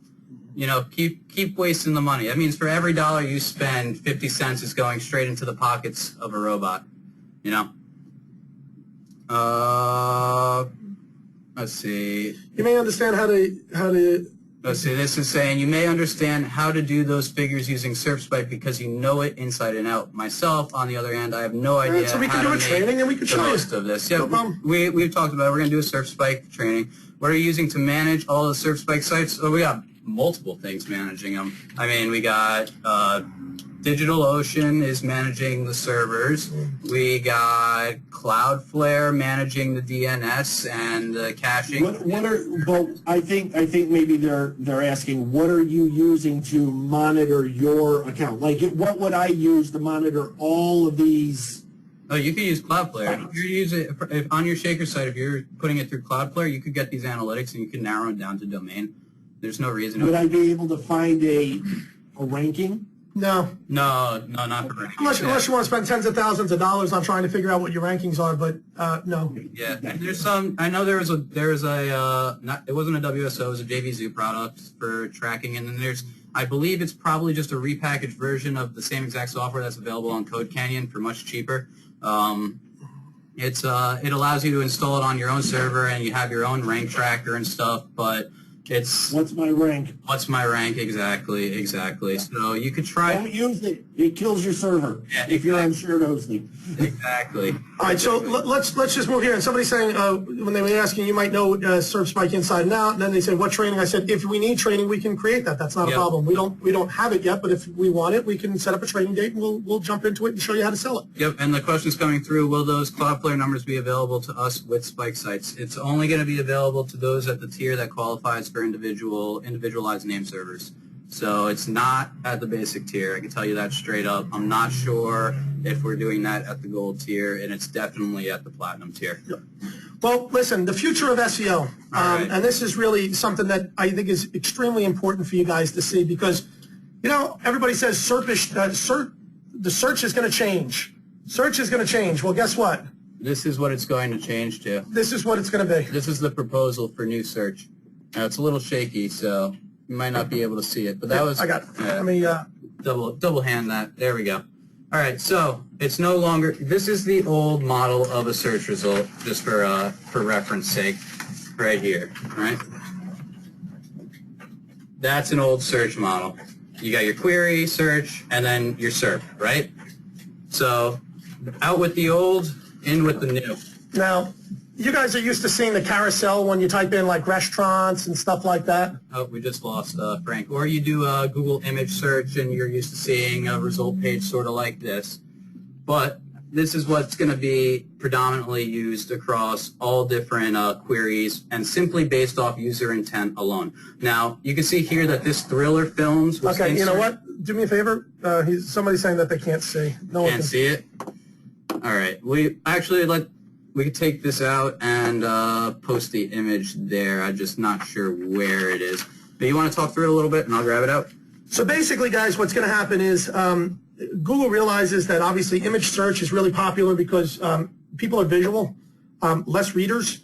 Jake's just going to pull up the image here real fast. Yep. New tab. So basically, what's happening is that the SERP result is going to change. But the SERP result, it's not just the look of the SERP result that's changing. It's how the search result in total is going to change. It's what it's looking for is it's looking. Let me see if we can. I almost got it. Hold on 1 second. It'll be easier when we have it up here and you guys can see it. I think I might have went too far deep here. Yeah. There it is. Nope. Back one. There. No. Back two. Oh, nope. That's the old one. That's figure Keep going. 5, figure 4. There we go. There we go. Original image. Okay. And I can just save image. Save it to the desktop. You want to talk through this so I'm not... Yeah, so basically, guys, what's happening here is that not only the SERP results are going to change what they look like, but Google is actually going through a huge undertaking right now of how its queries are actually being shown. And when I say how it's being shown, it's a matter of how they're actually indexing all of their information and where they're going to. There was Jake, do you want to explain the old our wolf friend? Our old wolf friend? Our old wolf friend? What's not sure what you're talking about. I'm sure I will once you say a little Oh, bit. no. There was lots of searches. There was search frameworks that weren't really highly adopted because they were looked at as like, who was going to use this? Oh, yeah. Okay, so Wolfram Alpha, that's what you're talking about. Do you guys remember Wolfram Alpha? Anybody ever hear of it before? Give a second. I know we're on a delay here. Byron, have you heard of Wolfram Alpha? And I have not, no. No? Okay, so Wolfram Alpha was like the knowledge graph of search, and it came out a few years ago, and people really didn't adopt it as strongly as the creators and founders would have. Do you know what I'm talking about, Frank? No? Oh, Frank, your sound's gone. It was what? Oh. All right, we're back. Yeah, just delayed. There's an AV delay. We'll work through it. But you know it up. I'm just fucking with you. Yeah, I heard of it. I don't know enough about it, though. I just remember this is old school, though, right? All right, Yeah. so Wolfram Alpha. Let's. I use this to get through calculus. But let's say, what was the weather in New York City on Derek Jeter's birthday? Right? Now it's going to go and do some little magic here, and it's trying to figure out what my search intent was. And it's not just blue buttons that are clicking all over the screen. This actually does something in the background, believe it or not. All right, so we could see here, it knew I was looking for weather in New York City and on Derek Jeter's date of birth. Think of this like schema, right? We have weather. It needs to have a place. It needs to have a time. Everybody just wrote this down. So we can now see what the weather, it knows it. The time range was the day of Wednesday, June 26, 1974. Temperature, we got the conditions, the relative humidity, the wind speed, et cetera, et cetera. And that's just a small sample of what it could do. It could do mathematics, words and linguistics, step-by-step solutions, people and history, culture and media, tons of stuff, but it's all based off of a knowledge graph. Knowledge graph. And if you guys haven't you guys are basically, if you haven't heard of knowledge graph when it comes to SEO and Google, then you've been living in a box somewhere because they've been referring to it all over the place. Knowledge graph, knowledge graph, knowledge graph. And everybody's like, well, I don't really know what the hell that means. It means this. Yep. So, like, I type in a search result, Flintstones versus The Simpsons, right? Wolfram Alpha has to figure out, it's assuming Flintstones is a television series. Use a movie instead. So, it looked at the word Flintstones, looked at that entire group, and decided based on all the information we know about this term and all the little subgroups and modules, we're going to assume that Flintstones is a television series. We're probably also doing that because we're assuming that The Simpsons is a TV show, and it makes sense to compare TV show to TV show. So, And not the vitamins. Exactly. Or the OJs. Okay, think about this. Does everybody remember Venice, the Venice update with Google? Nobody really paid it much attention, okay? Venice was to figure out, very simply, Venice was to figure out the user intent of the search that was being created, okay? So this was the very beginning of Google rolling over to this. It said, okay, before we can start comparing things together, we actually have to figure out what the intent was. So Ergo schema. Ergo the transition from strict PR to group authority and relevancy. Wolfram Alpha patented this. They hold the patents to it. This is a strict set database of information, and each of it, it's all scalable, and everything's declared with, properties, and there's subgroups of groups of groups of groups. Everything meshes and comes together. Google took that and said, okay, we can't do that internally because we don't have the patents to it. Let's let the webmasters, the developers, associate everything for us. Takes away the computational power we need. We still get all the information, bypass Wolfram Alpha's patents, and we could do the same exact thing in a better way. Because Google is focused on consumer experience. Wolfram Alpha is not. Wolfram Alpha is so I could integrate some equation, it's going to show me step by step by step by step, you know, the entire integration process or the differentiation process. So I did, you know, 5 plus 7 times 2 as some like math equation. It'll actually walk me through each step instead of just going Google, you know, where it's just going to do a calculator. I could actually, now they're charging for it, but you can start to see here how stuff gets really, really cool, and they're going to go and walk you through step by step. And this is how, it was free at the time, that's how I got through calculus. All right, so let's break this down into actually what this means, right? Yep. So if Google... I pulled up the image here. All right. I'm going to wait for this truck to pass too. All right, let's pull up the image. So basically what happens is, if you look at this image, right, you've got, let me grab... You got Thriller Films, right? So Google's going Thriller Films, 2 different things, all right? Films, Thriller is a noun, or maybe it's a proper noun. We know it's a noun, or I guess it could also be an adverb or adjective. I don't know. Whatever. We know Thriller is being represented as a proper noun here, and how can we safely assume that? Because we're searching for films. Thriller inside the group of films itself on the collective web, the index that we've gone out and, you know, built with the help of all the webmasters, says that Thriller is actually in this group. Not only is it in this group, it's really, really popular. So instead of showing a bunch of SERP results about, you know, web pages about Thriller, the user's probably looking more for the movie. So let's pull out all the different image representations of the movie Thriller. And because... Anybody here have Netflix? Okay, yeah. This is what this is going to be. It's going to be like Netflix, okay? So it's going to be like that type of result.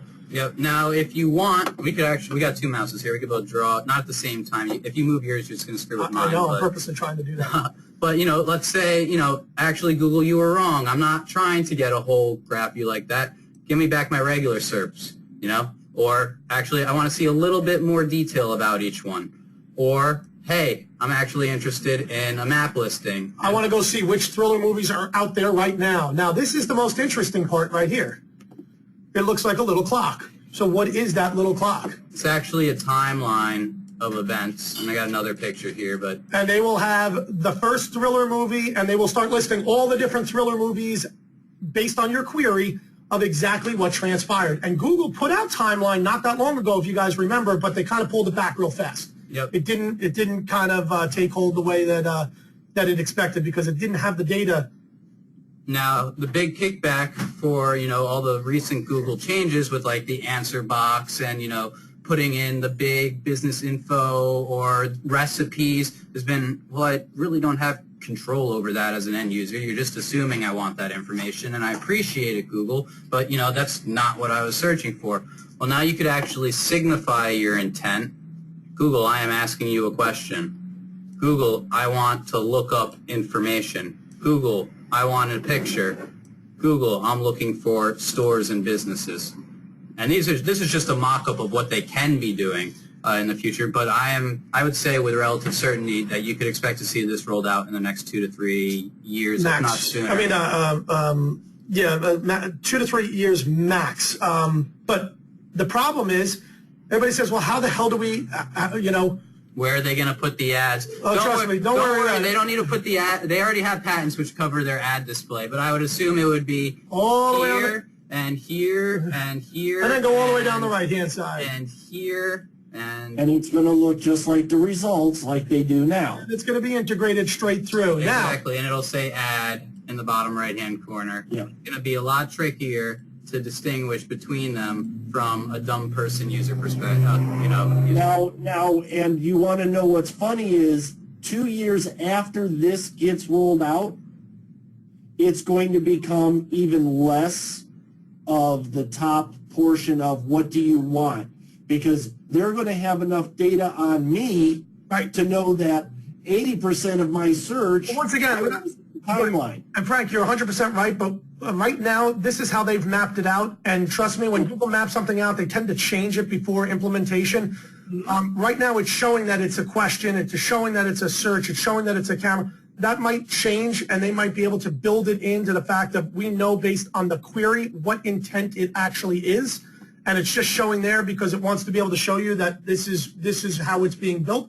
But as of right now, you know, this is sort of the mock-up. Yeah, I would say you could probably most definitely expect a video icon there and maybe a live stream icon or live event icon as well. Well, and a photographer who does a lot of image search is automatically that data is going to roll in and incorporate with this, so he's going to automatically be in the image, you know, heavy image results than anything else. Because when I saw Thriller Films, I thought you were looking up Michael Jackson porn. Well, this is what I can tell you. The most logical question that I would expect to see right now is, okay, well, great, this is wonderful that you guys are showing us this, but like, what are we supposed to do? Well, if you go back and you look at the Wolfram, here you go. The Wolfram Alpha. Wolfram Alpha, you're going to see how these knowledge graphs are built on the Wolfram Alpha side. We already know how this stuff is being generated. It's knowledge graphs. And knowledge graphs are based on, where is it grabbing the information from? Content, relevancy, and authority. But where does it actually break it down to say this is this is this? This is an object, this is a this is schema. All right? Now, I have a question about the schema real quick. Let's say that I have a Amazon affiliate site. Sure. Should I put schema on every product that I have and say, this is the product, this is it, this is a category, this is, and you can get more information from, and then link to my affiliate shit? Absolutely.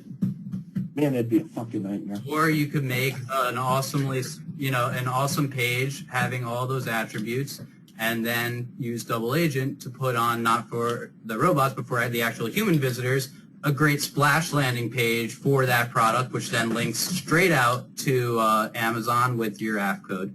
So the options are endless here. This doesn't mean the death of SEO, but I can guarantee you, we've been talking all these other updates are shaking the trees and everyone's falling out. It actually makes SEO 1,000 times easier. For those who are willing to stay ahead of the curve. Now, with this said, you know, Frank and Byron and Andrew and myself were having a great conversation earlier. It was, you know, on SemEasy, you know, the chat is not being used as actively as it used to be, and the forums are not being utilized to their full potential, but we know that a lot of this information that we talked about today is going to make its way out into the Facebook groups, into the Skype groups. Of other groups. I'm waiting. I give it about a 3-week to 8-week span before we start seeing the future of SEO, JV Zoo launches, covering what we're talking about today. Now, the only way that you can protect this information and, you know,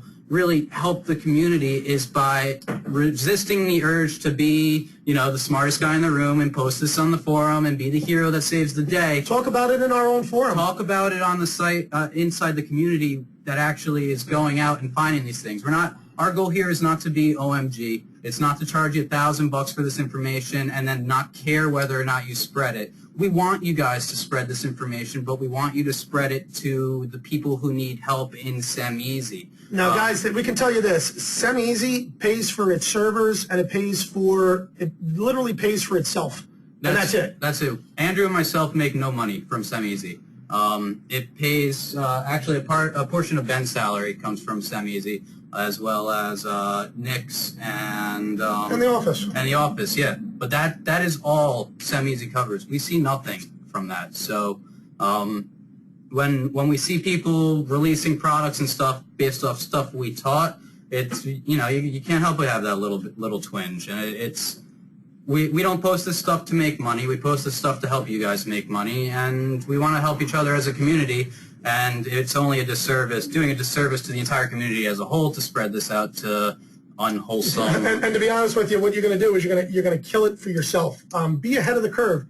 You know, we charge a very little amount of money to bring you the information to put you ahead of the curve. The future of SEO, guys, SEO is changing. Okay, it's changing into everything that we look into day to day. All right. It's all going down to schema. It's all going down to user flow. It's all going to, you know, if you want to keep listening and building backlinks and building backlinks and building backlinks, that's great. You know what? You should basically put your hair in a mullet and go back to go back to the early days. But it's a change. And don't ask why your shit got de-indexed and you had to build up another fucking PBN and all this other shit. Because that's what's going to happen when you do what was working. You're not going to move forward. Yep. So they're gonna knock your butts off. And the other thing is this, honestly, don't, always explore different avenues, always explore different information that's out there. And I just dropped something and I was playing with it and it's really going to bother me now. But what's it called? Don't play with it on the fucking webinar. I was playing with it, now it's gone. But you got to, I found it. It's better. It was one of these little thingies. But you got to explore out different things out there because you got to always, be playing around with things. But once you find what works, I love the expression, take a truck and drive it straight through the building of what works, and that's not a terroristic threat, okay? We're not talking about that sort of stuff. But what we are saying is, we're looking literally at Google less than 2 months ago, putting out something saying, this is what's going to happen. It's like schema. They're telling you, this is what all of us need to do. Put in perspective, when schema first came out and I was working with Andrew, I said, hey, I think we should look at this. And Andrew went, yeah, what are you, high? Backlinks. Backlinks. And I'm like, okay. Went away to school, and I came back, and, I was like, Andrew, what about schema? And he's like, I trust you. I don't know enough about it, but obviously you do. Go take a look. Go take a look. Start implementing, playing around.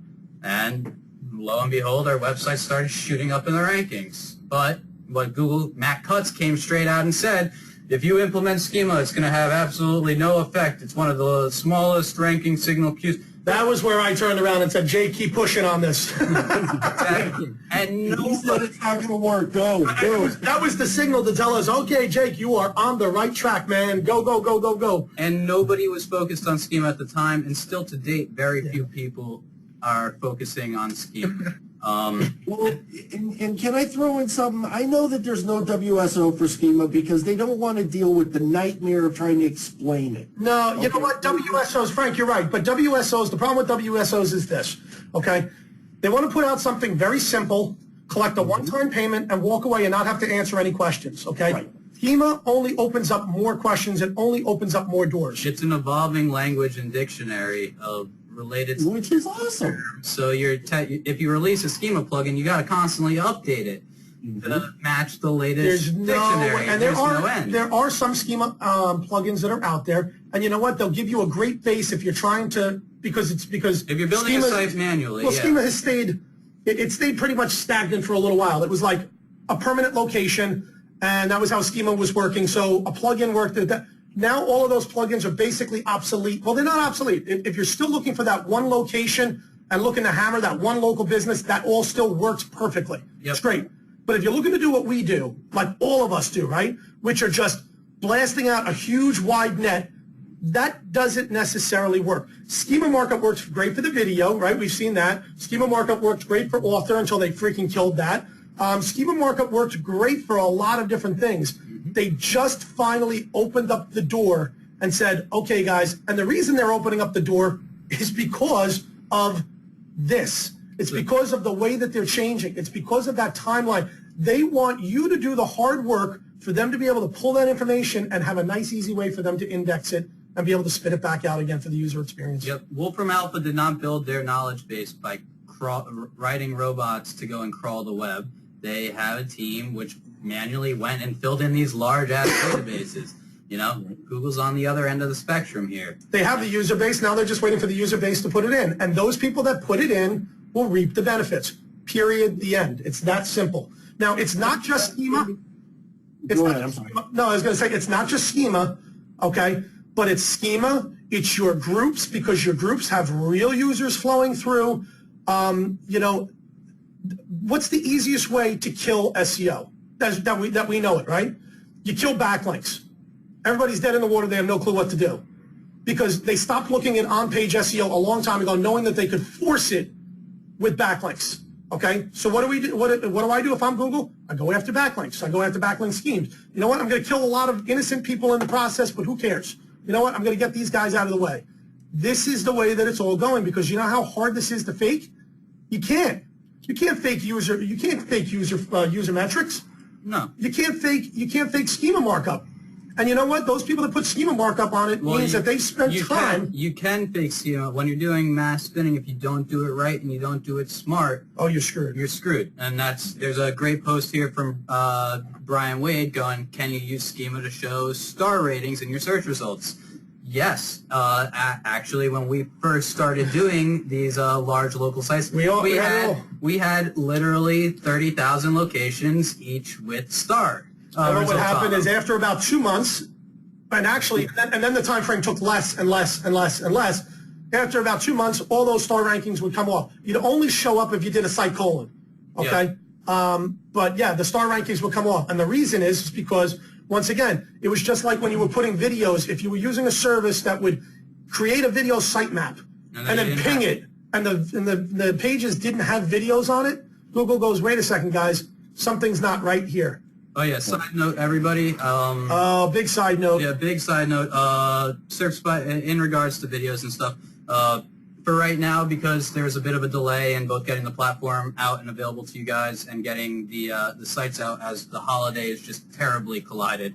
What I did on everybody's sites was I put it so that we're giving you the thumbnails and we're giving you the automatic video inserts on every post, regardless of your level, for your first round of sites. So if your sites are out and built or they're currently in process, you're getting everything in that regard. So basically how it works is every post now has a relevant featured image assigned to it, and every single post has a video assigned to it.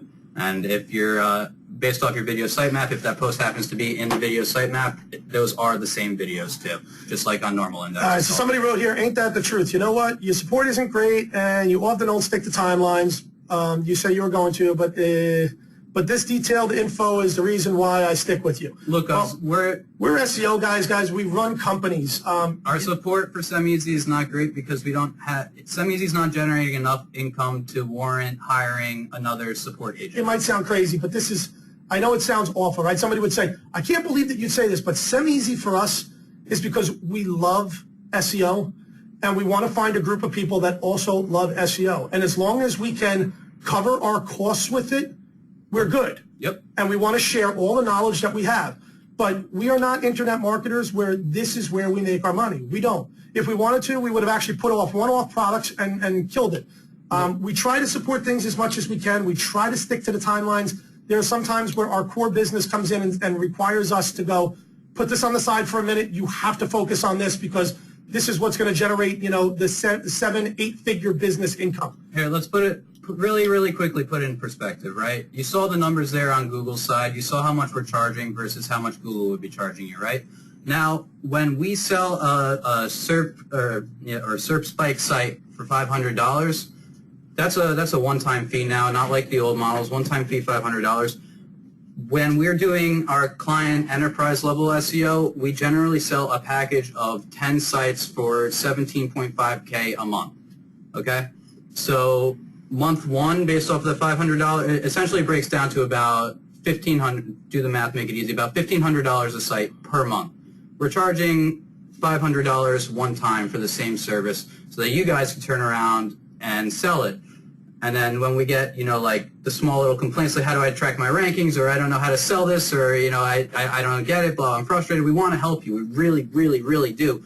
But we have somebody who's paying us, and that's just off their first contract. Then we stack the contracts on and on and on. But when you have one client who's paying $50,000 a month versus somebody who's paying $500 or even $37, the support has to scale accordingly. And we're only two people. And to be honest with you, we don't track our own sites, so we can't give you something that we don't do ourselves. Exactly.